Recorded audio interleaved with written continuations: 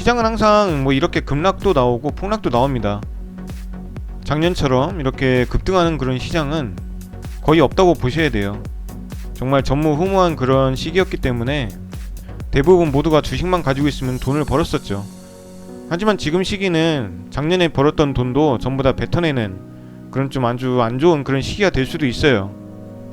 분명히 올랐을 땐 이만큼 수익을 먹었는데 살짝만 하락하더라도 손실은 수익금보다 더 커집니다. 참 이상한 그런 상황이죠.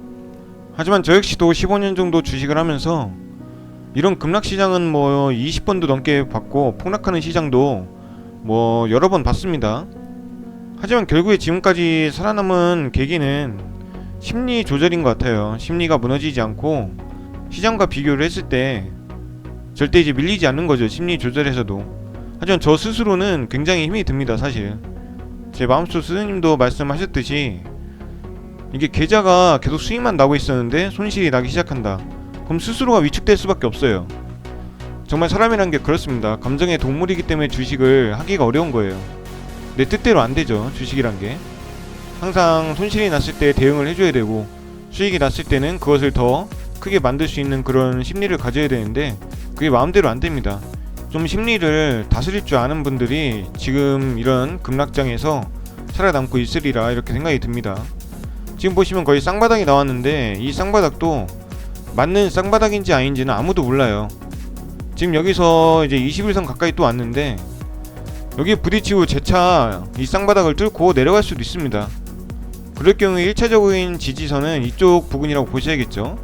2700 지수부터 2800 정도 그 사이 지지를 봐야 되는데 뭐 그것까지 또 무너진다면 또 여기까지 내려갈 거를 좀 감안을 해야겠죠. 일단 지수를 이렇게 판단해 보는 이유는 제 계좌에서 비중 베팅 이런 것들을 좀 보기 위해서예요. 비중 베팅을 할 수 있는 위치인지 아닌지.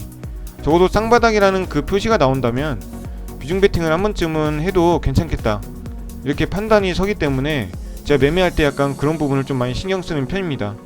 시장이 급락할 때는 당연히 비중을 낮출 수밖에 없어요. 손실을 줄여야 되니까. 손실은 줄일 수 있을 만큼 줄여야 되고 수익을 낼 때는 확실히 비중을 실어서 다시 수익을 내는 그런 매매를 반복해야 결국은 손익비가 우상향합니다. 그래서 여기서 한번 보여드리면 네, 이게 현재 제 상황인데 9월달에도 거의 마이너스로 끝날 뻔한 것을 비중 조절을 잘했어요. 굉장히 잘해서 결국에는 조금이라도 약수익을 돌릴 수 있었고 현재 10월 중순 정도 됐을 때는 현재 이런 상황입니다. 비슷합니다. 실현 손익이랑 여기 잔고 평가 손익이랑 제 계좌도 그렇게 계속 우상향하지 못합니다. 보시면 아시겠지만 여기 힘들었던 5월달 횡보를 했죠. 제 계좌도 횡보를 했습니다. 박스권으로. 이럴 때 이제 비중 조절을 해서 최대한 저점을 낮춰가지 않게 만드는 겁니다. 그리고 다시 시장이 좋을 때 이렇게 비중을 늘려서 우상향 시키고 또 힘들었던 8월달 그리고 9월달 이렇게 두 달 동안 또 횡보를 합니다. 저점이 더 낮아지지 않죠. 그 이유는 제가 비중 조절을 하기 때문이에요. 비중을 낮춘다고 계속 영상에서 제가 말씀드리는데 여기 보시면 아시겠지만 8월 중순부터 급락이 나오기 시작했어요. 그래서 지금 10월 초까지 계속 지수가 떨어졌는데 제 계좌 수익은 더 떨어지지 않고 저점을 계속 유지를 합니다. 이것이 바로 비중 조절이라는 겁니다. 비중을 낮추는 거죠. 시장이 안 좋을 때는. 그럼 자연스럽게 계좌를 보호를 할 수가 있어요. 내 잔고를. 그리고 다시 시장이 좀 좋아지기 시작할 때 여기도 쌍바닥이 보이는데 그 쌍바닥을 좀 이용해서 비중을 좀 실었던 거죠. 기회가 왔을 때. 근데 쉽지는 않아요. 비중을 처음부터 뭐 한 종목당 2천만원, 3천만원씩 들어가시던 분들이 그걸 줄여서 1,000만원, 500만원 이렇게 들어가기는 굉장히 아깝거든요. 왠지 내가 주식을 사고 있어야 다음날 또 수익이 날 것 같은데 수익금도 3분의 1로 줄어버린다고 생각을 한다는 거죠. 하지만 그런 생각은 시장이 하락하고 있을 때이기 때문에 가지면 안 됩니다.